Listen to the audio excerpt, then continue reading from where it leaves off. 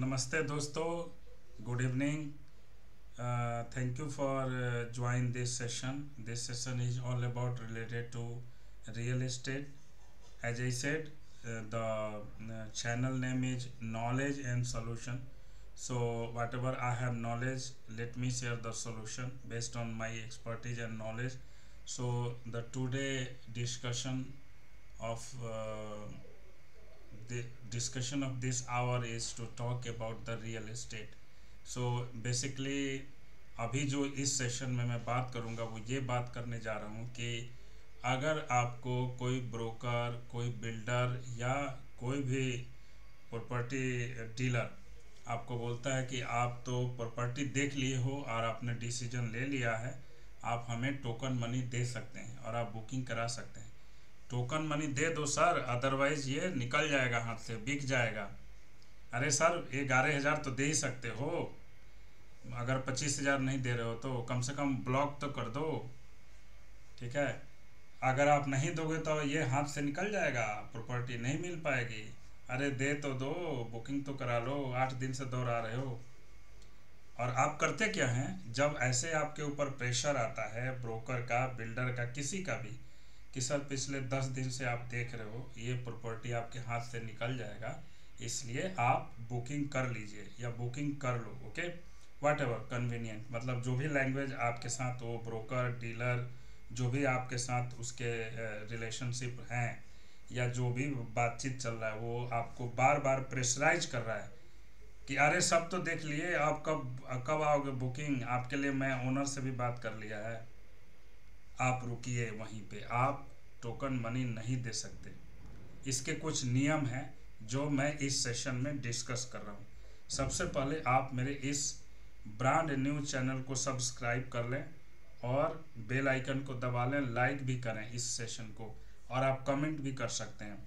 मैं आपको इस सेशन में बताऊंगा कि क्या आपको कोई भी प्रॉपर्टी खरीदने के पहले तुरंत टोकन मनी दे देना चाहिए, आपको किन किन बातों का ध्यान रखना चाहिए, कब आप टोकन मनी दे सकते हो, राइट।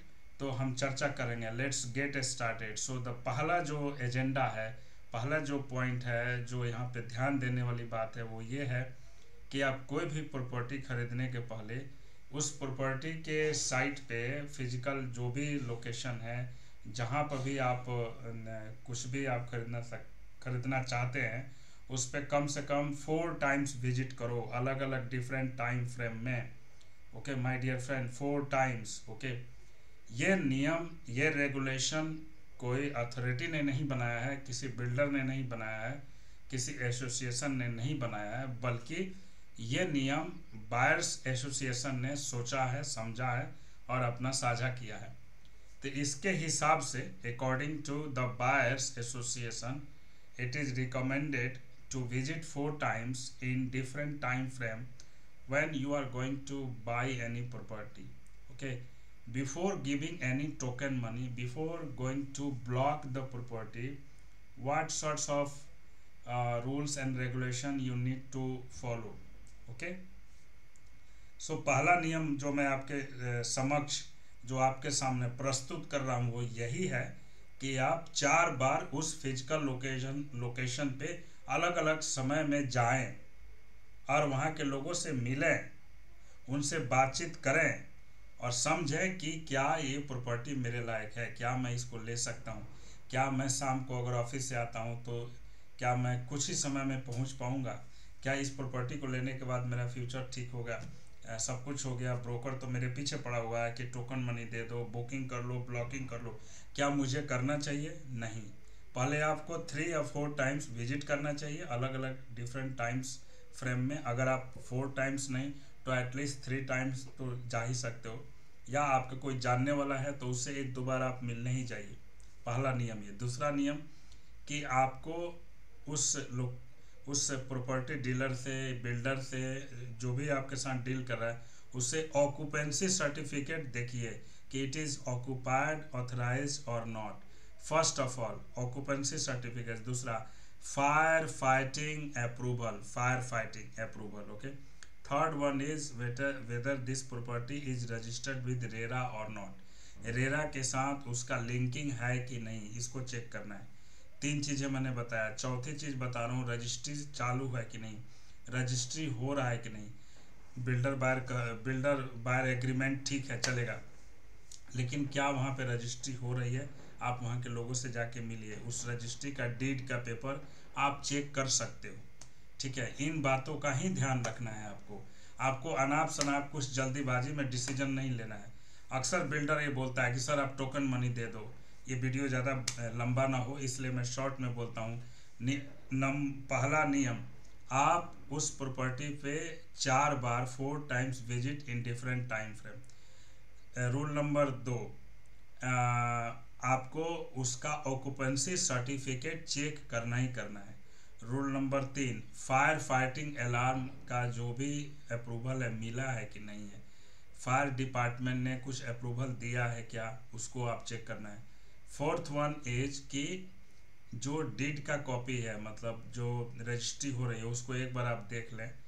और इसी के साथ साथ मैं फिफ्थ भी जोड़ना चाहूँगा कि लैंड किसके नाम पे है। लैंड एक्विजिशन और एक्विजिशन होने के बाद जो ऑथराइज सिग्नेचरी है वो कौन है, ऑथराइज सिग्नेचर किसका है, बिल्डर का है या किसी ओनर के नाम पे अभी भी है। ठीक है, इन मुख्य रूप से 5 बातों का आपको ध्यान रखना है। आपको जल्दीबाजी में टोकन मनी नहीं देना है।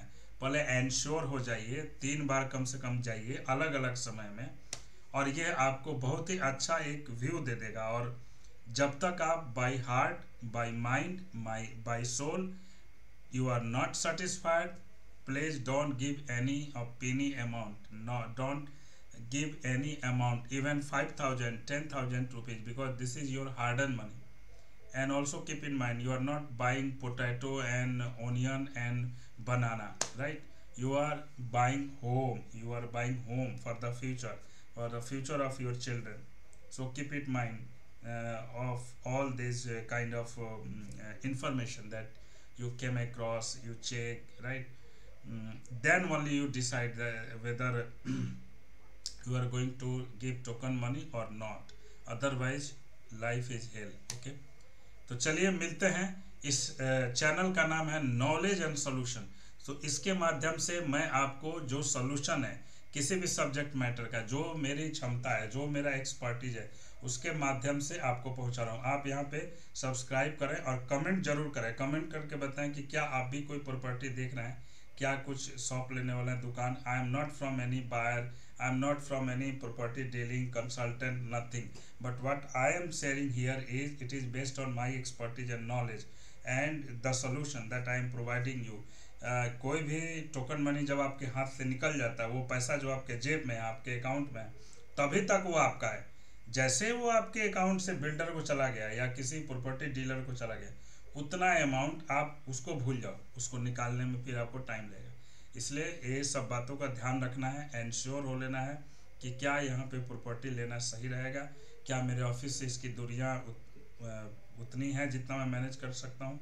ठीक है, और इसके लिए 4 बार आप अलग अलग समय पे जाएं, वहाँ के लोगों से मिलें, और उसके बाद जो फीलिंग आए आपके अंदर, लगे कि नहीं यार ले लेना चाहिए, बहुत अच्छा लग रहा है, मेरे को तो लेना है, तभी आप टोकन मनी दें, अदरवाइज नो। ओके, चलिए, आशा करता हूँ कि ये वीडियो के माध्यम से, क्लिप के माध्यम से आपकी मदद हो जाए। मेरी बस यही कामना है प्रभु से। Hare Krishna, Hare Krishna, Radhe Radhe, take care, bye.